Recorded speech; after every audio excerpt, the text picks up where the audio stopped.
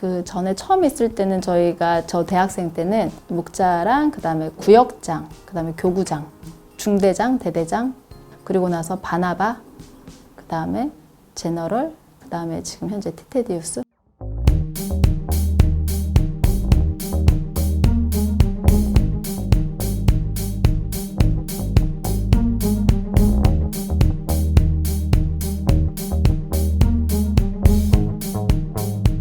저희 교회의 특징이 늘 새로운 걸 도전해보자라는 거. 그리고 대학생 때는 목사님께서 더 강력한 메시지였어요.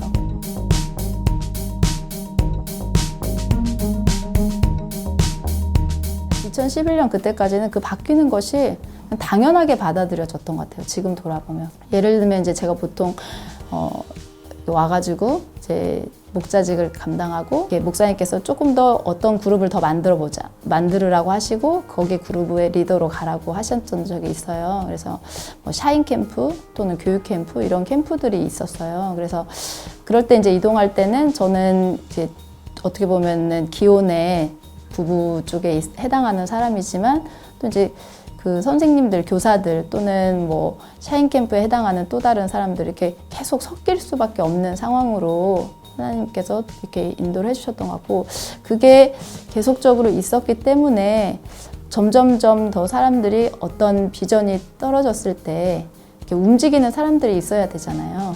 그 움직임들이 계속 있었기 때문에 좀 더 하나님과 가까이 갈 수 있도록 교회 안에 그런 것들이 세워지지 않나라는 생각을 하게 되었어요.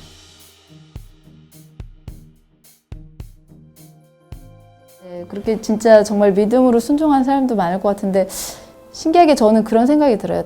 그 대학생 때 목사님께서 이렇게 어떻게 보면 가까이 이제 컨택을 하셨던 저 포함한 다른 사람들이 어떻게 보면은 지금의 신앙을 가지고 우리 교회 안에 정말 이렇게 오시는 분들 되게 많으시잖아요. 또 믿음이 좋으신 분들.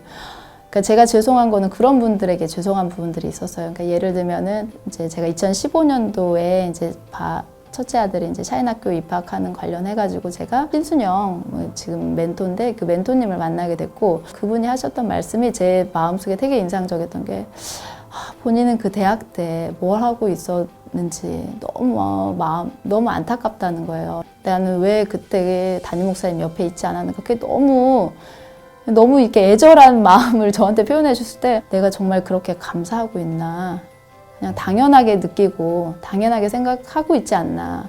우리는 또 그 당시 이제 대학생 어리고 깡통 멤버나 우리들이 되게 신앙이 연약해서 하나님께서 우리를 긍휼하게 여겨주셔서 목사님을 보내주신 게 아닌가라는 생각이 들고, 제 간증에서도 입사하고 나서 1년 정도 일 배우고 2년 차 때 이제 공부를 시작해서 이제 면허를 땄고, 정말 우연하지만 하나님의 계획 가운데 저는 그 당시 이제 정말 하나님이 날 위해서 만들어 주셨구나 해서 그 미국에서 이제 그 한 기업이 간호사 채용하기 위해서 또 방문을 했어요. 그래서 이제 교수님께서 저에게 얘기를 해주셔가지고 제가 라이센스가 있으니까 가서 인터뷰를 했는데 또 된 거예요. 그래서 정말 딱딱 맞구나. 하나님께서 이렇게 잘 준비시켜 주셔서 나는 가는구나 해서 이제 목사님께 말씀을 드렸고 기도를 해보자라고 하셨어요. 그래서 네.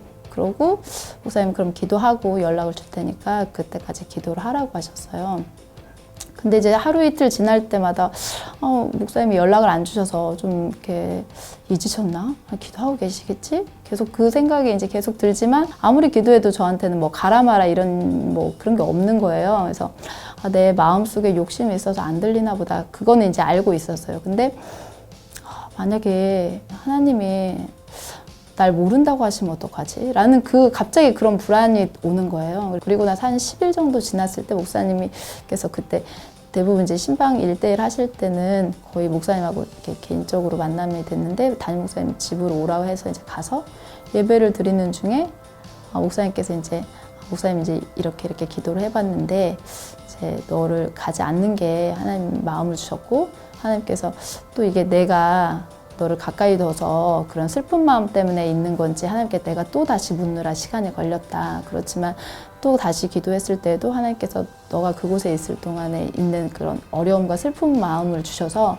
이번에는 아니라고 말을 하는 게 맞구나라는 걸 이제 목사님께서 이제 받아서 또 기회를 주실 거다. 그랬는데 그 말씀을 딱 해줄 때 제가 계속 울었어요. 예배 중에. 그랬더니 목사님은 이제 예배 중에 오니까 묻지는 못하시고 이제 말씀을 다 끝내고 나서 근데 너 마음은 어떠냐고 물어보셨어요. 그래서 아니 저는 하나님이 날 모른다고 하면 어떨까라는 생각 때문에 되게 마음이 그러니까 가고 안 가고는 이제 잊어버렸고 하나님이 담임 목사님이 기도하시는데 얘기 안 해주면 어떠나 그 생각이었는데 이제 가지 말라는 그 말이라도 해주셔서 저는 감사가 돼서 그냥 거기 그거는 상관이 없다 괜찮다 해서 그렇게 했던 것 같아요. 그러니까 하나님께서 저에게 제가 당연하게 하나님이 알려주실 거에 예스라고 해달라고 기도하지 않고 성령께서 제 마음에 어떻게 보면 더 근본적으로 하나님이 나를 아시나라는 질문에 더 이렇게 가까이 가니까 뭐 가고 안 가고에 대한 부분은 하나님이 책임지실 거다라는 하나님이 어떻게든 얘기해 주시라고 뭐 안 가고 가는 거 중요하지 않고 그냥 말씀만 해달라고 했던 것 같아요. 그렇게 순종하고 나서의 길은 또